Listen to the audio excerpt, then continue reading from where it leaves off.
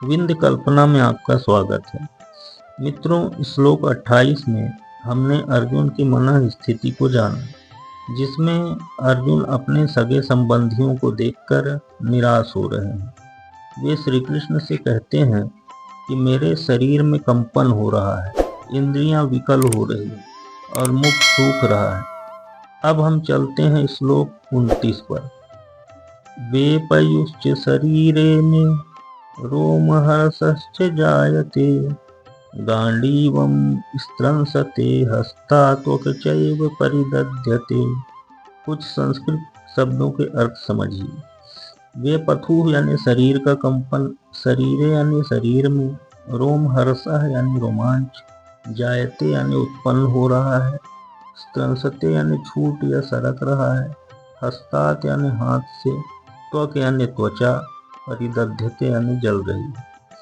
अर्थात अर्जुन श्री कृष्ण से कहते हैं कि मेरा शरीर कांप रहा है, मेरे रोंगटे खड़े हो रहे हैं, मेरा गांडीव धनुष मेरे हाथ से सरक रहा है और मेरी त्वचा जल रही है।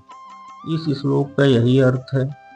अब और थोड़ा समझें तो शरीर में दो प्रकार का कंपन होता है और रोंगटे भी दो प्रकार से खड़े होते हैं।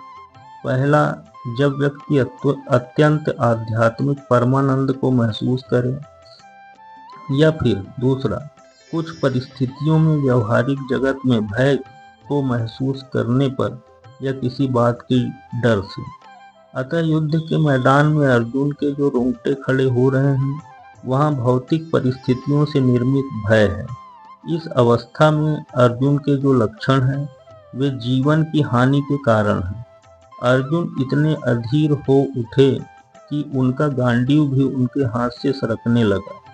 ये सब लक्षण एक साधारण सांसारिक और माया से ग्रसित जीव के हैं, जिसमें मैं और मेरा का भाव होता है, जो आत्मा के विषयों से अनभिज्ञ होता है और देह को ही सब कुछ जानता है।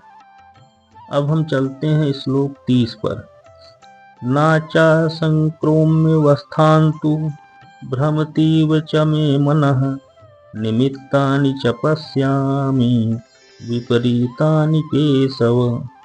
कुछ संस्कृत शब्दों के अर्थ। संक्रोम यानी समर्थ हूँ, अवस्था तुम यानी खड़े होने में, भ्रमत यानी भूलता हुआ, निमित्तानि यानी कारण, पश्याम यानी देखता हूँ, विपरीतानि यानी बिल्कुल उल्टा।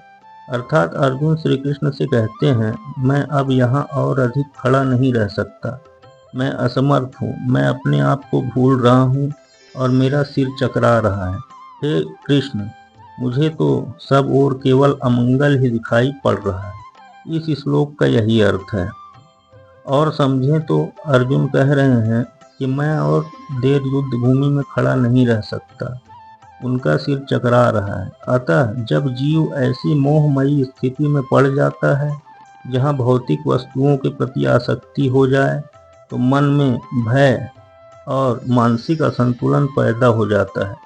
अर्जुन के मन का भाव ऐसा ही है। वे कौरवों की हार व अपनी जीत से भी प्रसन्न नहीं होंगे। जैसे व्यवहारिक जगत में हम लोग सोचते हैं कि अपनों की हार में ही स्वयं की हार होती है, अर्जुन के भाव यही है। यहाँ निमित्तानि विपरीतानि शब्द अत्यधिक गूढ़ है। अतः जब मनुष्य अपनी आशा में निराशा देखता है, तो उसे बड़ी ग्लानि होती है कि मैं यहाँ क्यों आया हूँ, मैं कहाँ हूँ। प्रत्येक मनुष्य को अपने स्वार्थ से मतलब होता है, भगवान के प्रति लगाव कम होता है। भगवान कृष्ण की इच्छा से ही अर्जुन अपने स्वार्थ को लेकर अज्ञान प्रदर्शित कर रहे हैं, जबकि मनुष्य का वास्तविक स्वार्थ भगवान कृष्ण के प्रति प्रेम होना चाहिए। मनुष्य भूल जाता है, इसलिए ये सब भौतिक कष्ट उठाना पड़ता है। अर्जुन सोच रहे हैं कि वे यदि जीत भी गए तो उन्हें शोक और संताप ही होगा, वे खुश नहीं रहेंगे।